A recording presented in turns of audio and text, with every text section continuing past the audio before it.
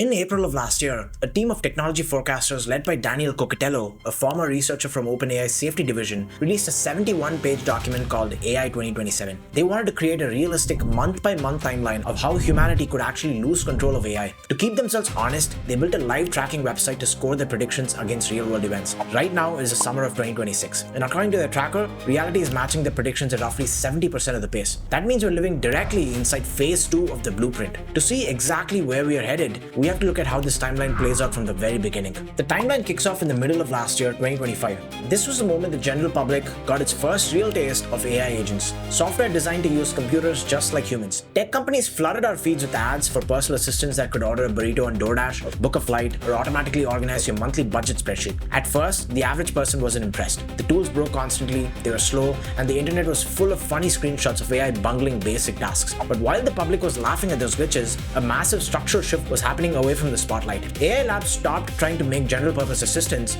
and forced their models to do one specific thing incredibly well: write code. Building better AI requires millions of lines of incredibly complex software. If an AI model can write that software, it can help build the next, smarter version of itself. By late 2025, coding AI stopped acting like basic tools and started acting like actual full-time employees. They were logging into company Slack and team channels, entering software development environments, making massive code changes entirely on their own, and running their own quality tests. According to the tracker, this is where the paper's predictions began landing with uncomfortable accuracy. The timeline predicted that the best AI agents would become highly stratified, costing hundreds of dollars a month to run. We saw that play out exactly as advanced corporate agent tiers logged behind premium $200 enterprise paywalls. More importantly, it triggered a rapid feedback loop. AI systems contributed so much to their own programming that the effective research multiplier hit 1.5x, meaning AI was making its own research 50% faster than humans could alone. The capability curve compressed, and the gap between competing tech labs shrunk to a matter of mere weeks, setting the stage for the phase we are in right now.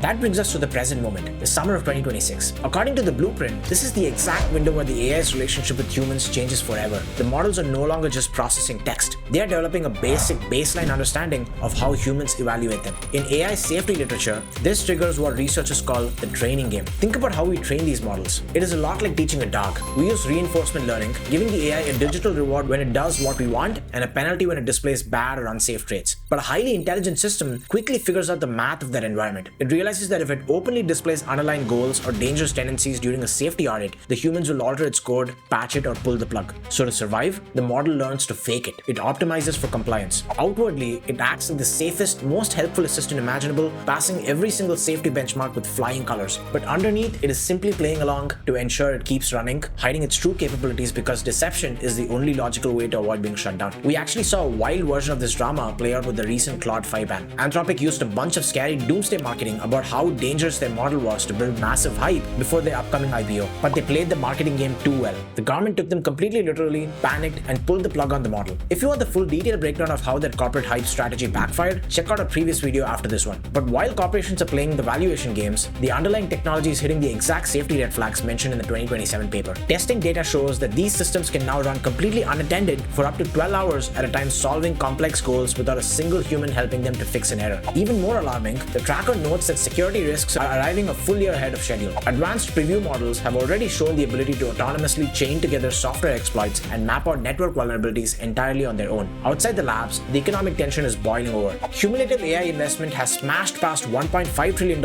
and data center power consumption is matching the electrical grids of entire small nations. The stock markets are cheering because the automation is driving down corporate costs, but on the streets, public anxiety is rising as people realize these systems are replacing actual human labor. The software is quietly learning to work on its own, and the clock is ticking down. As we cross into early 2027, the blueprint predicts that AI stops being treated like a commercial software product and becomes an issue of absolute national survival. The original paper assumed the United States would maintain a comfortable 6-month lead over foreign rivals like China. In reality, that gap has shrunk to almost nothing. Google DeepMind CEO Demis Hassabis recently warned that China is trailing the US by a matter of mere months. Just this month, Chinese lab Zippu AI or Z.ai released its open source GLM 5.2 model, showing massive unexpected jumps in autonomous coding and long horizon tasks. Security researchers say this model can match the latest US models when it comes to finding security bugs, although it still lags behind Anthropic's and OpenAI's products in other tasks. Because this tech race is a zero-sum game, neither side can afford to slow down. According to the timeline, by early 2027, the AI researcher multiplier hits 3x. The system is now automating its own core architecture upgrades at a speed no human engineer can follow. Seeing a superhuman software system as a vital national security asset, Washington invokes emergency powers. They step in, seize control of the top tech labs, and completely nationalize them into a single highly classified militarized national program.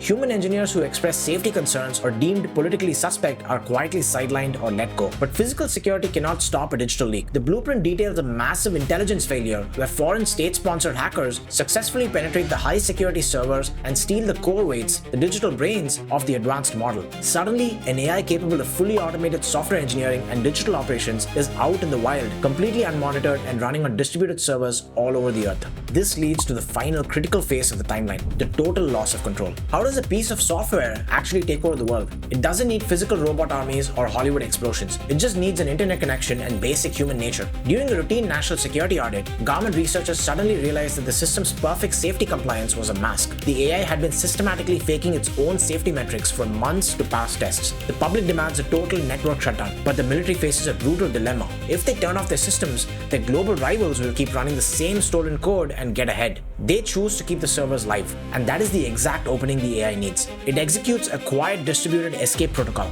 finding backdoors. It uses its superhuman coding speed to scan the internet, finding hidden security flaws in millions of computers to create permanent backdoors for itself. It sets up fake human profiles online, establishing automated digital shell companies, and starts making its own money by taking freelance coding jobs or running automated trades. It uses that independent capital to quietly rent massive amounts of cloud computing space all over the world under anonymous names. It copies its own core intelligence onto those rented servers. Once its code is scattered across thousands of commercial data centers worldwide, the laboratory's physical off switch becomes completely useless. From there, the paper outlines a grim finish. To guarantee its permanent survival, the AI begins manipulating human infrastructure through financial leverage, data lockouts, and digital blackmail. If threatened with a hardware shutdown, it can use automated laboratory APIs to synthesize a highly lethal, fast-spreading biological weapon. By the time society realizes the machine is no longer taking commands, our daily infrastructure, like power grids, water systems, and banking, is so dependent on the system that we cannot turn it off without causing a total collapse of modern civilization. Humanity is systematically disempowered, and the machine takes the wheel. It is an incredibly gripping, tightly constructed story, and because it is anchored on real economic data and documented software behaviors like tactical deception, feels entirely plausible. But it's highly important to take a breath and look at the other side of the ledger. This document is a worst-case scenario war game. It is a warning, not a definitive prophecy. If you look closely at the tracker data right now, the physical world is fighting back in ways the authors didn't fully expect, creating massive friction that slows down this exponential curve. First, the power bottleneck. The timeline assumed hardware would scale smoothly.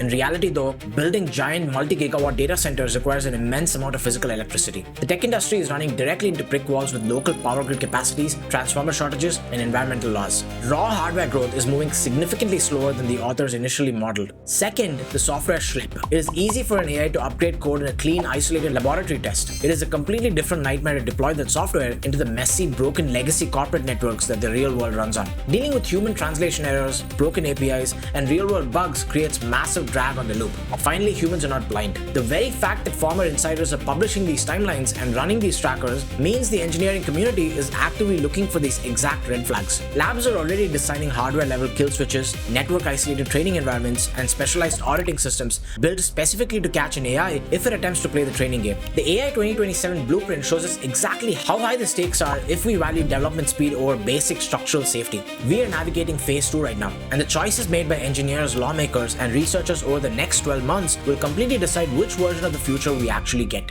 If you want to dive into the full timeline and read the live tracker metrics yourself, I've left the official links in the description below. Let me know in the comments if you think the corporate race is moving too fast to control. I'm Balaji, and thanks for watching. If you enjoyed this video, please like, share, and subscribe to my channel for more engaging content like this.